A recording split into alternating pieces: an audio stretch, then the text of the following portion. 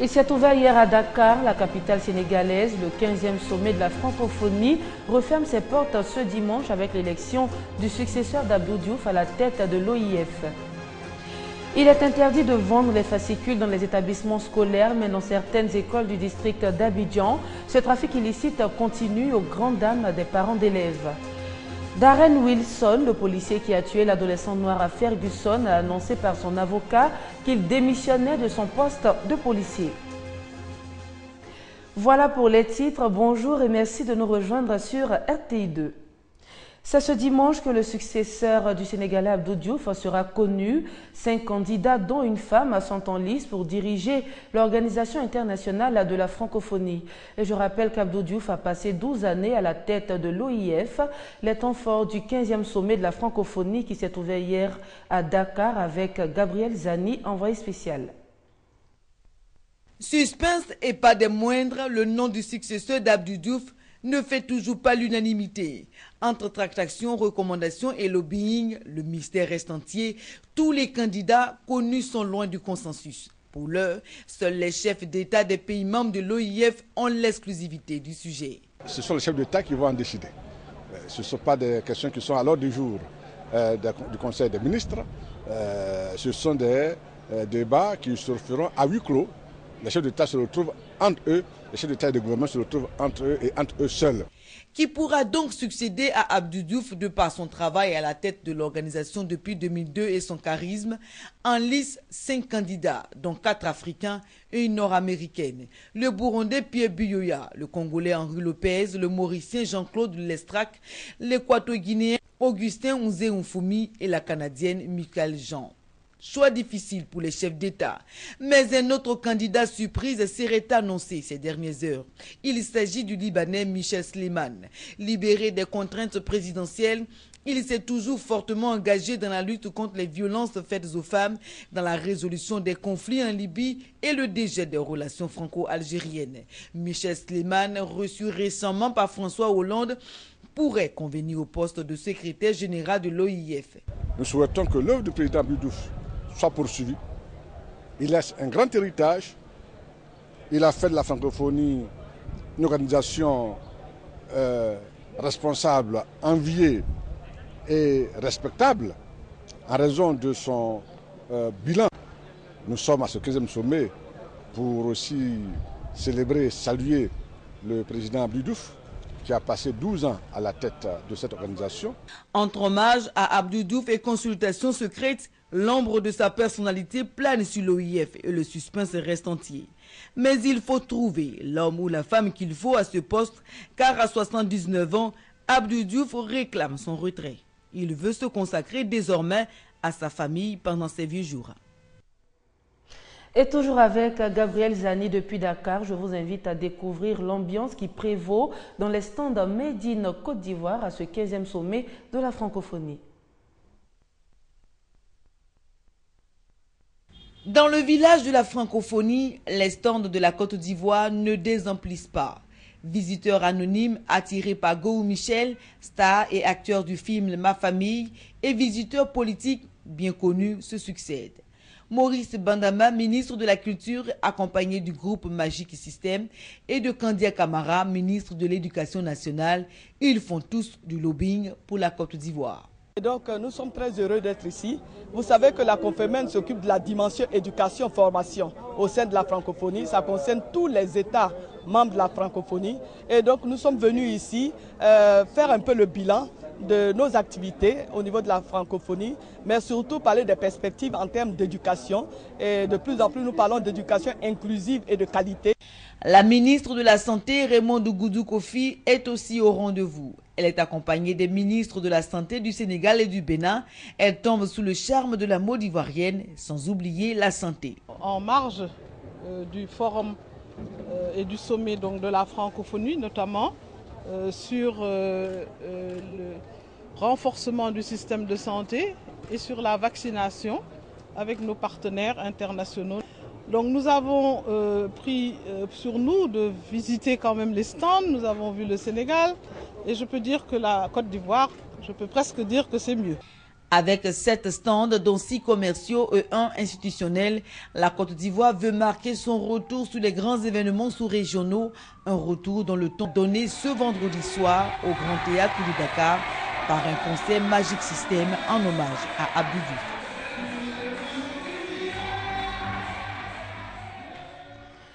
La commercialisation des fascicules dans les lycées et collèges est proscrite par le ministère de l'Éducation nationale et de l'enseignement technique, une mesure transgressée dans certains établissements scolaires du district d'Abidjan et qui financièrement ne fait pas l'affaire des parents d'élèves.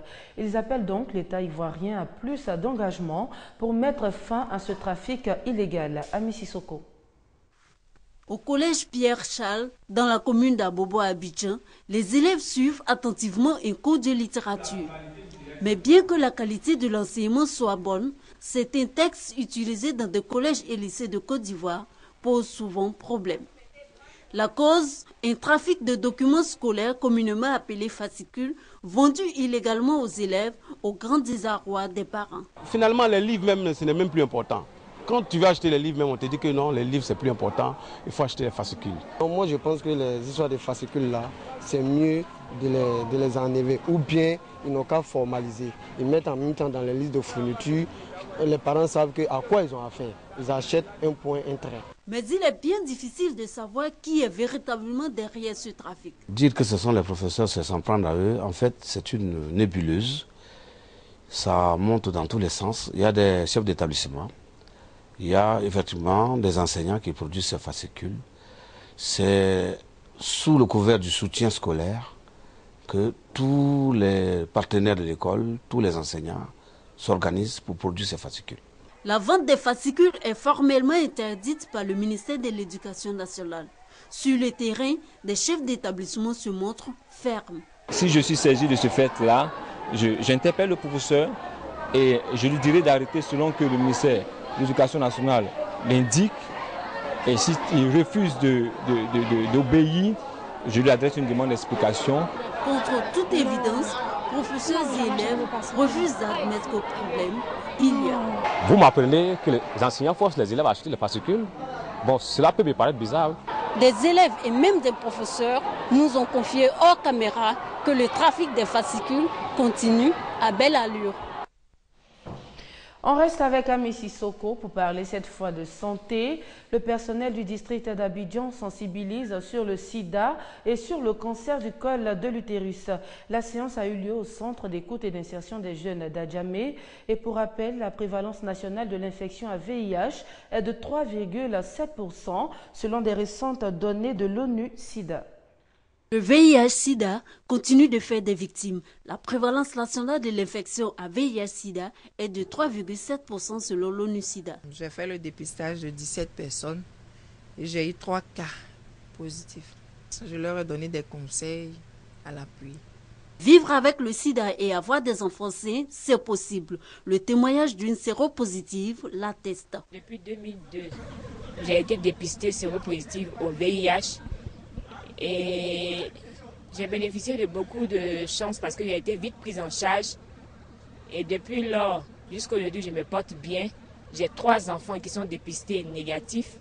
Mon mari aussi est dépisté négatif. Au centre d'écoute et d'insertion des jeunes d'Adjamé, plusieurs personnes venues se faire dépister. Elles veulent connaître leur statut sérologique. Je viens de faire mon test de dépistage. Il s'avère être négatif. Je l'ai fait pour plus de sécurité et un avenir rassuré. Je suis venue me faire dépister, c'est pour l'avenir. Et puis pour moi qui n'ai pas encore des enfants, c'est un peu prévenir. L'initiative est du comité de lutte contre le sida du district d'Abidjan. Il s'agit de faire en sorte que les traitements soient suivis. La sensibilisation, la prévention, mais surtout les appuis aux institutions de prise en charge. Pour dire que le gouverneur Robert Brégué-Mamré s'est investi dans cette lutte. Il s'agit pour lui de faire en sorte que les populations de son district se portent bien. Des séances de dépistage du cancer du col de l'utérus ont été aussi organisées. Le cancer du col de l'utérus touche 4000 femmes par an en Côte d'Ivoire et 1 millier en décèdent. Le sida et le cancer du col de l'utérus, deux maladies qui font de nombreuses victimes. Le dépistage est un moyen efficace donc pour la détection en vue d'une meilleure prise en charge. Une centaine d'enfants de la commune d'Abobo a bénéficié de doses gratuites de vaccins contre la poliomyélite et contre le choléra. Cela a été rendu possible par les bons soins de l'ONG Tianello qui œuvre pour le bien-être des enfants, les plus démunis en particulier. Eva Michel Mambo. La poliomyélite, maladie infectieuse aiguë contagieuse. Le mal touche les enfants de 0 à 5 ans, les exposant à de gros risques de paralysie.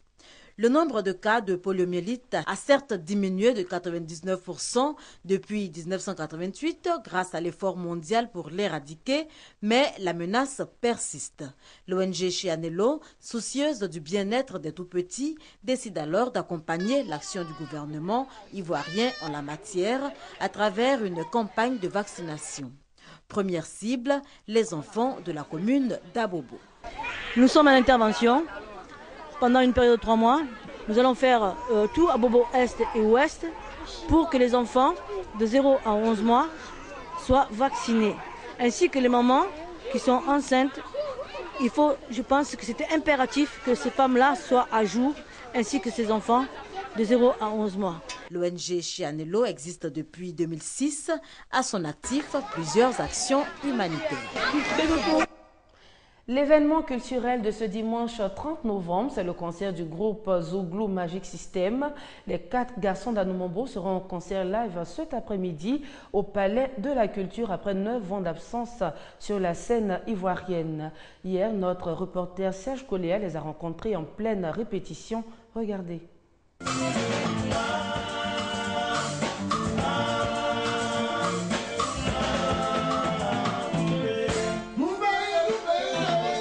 Ils seront en spectacle au Palais de la Culture de Treichville ce dimanche 30 novembre. Pour ce concert inédit à Abidjan, le groupe Magic System ne veut négliger aucun détail.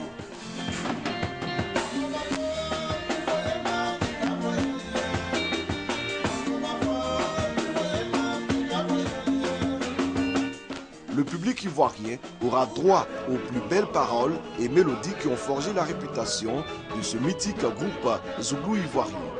Après 9 ans de présence constante sur la scène internationale, Magic System va véritablement renouer avec le public abidjanais, qui a ainsi l'occasion de vivre un spectacle live grandeur nature de Magic System.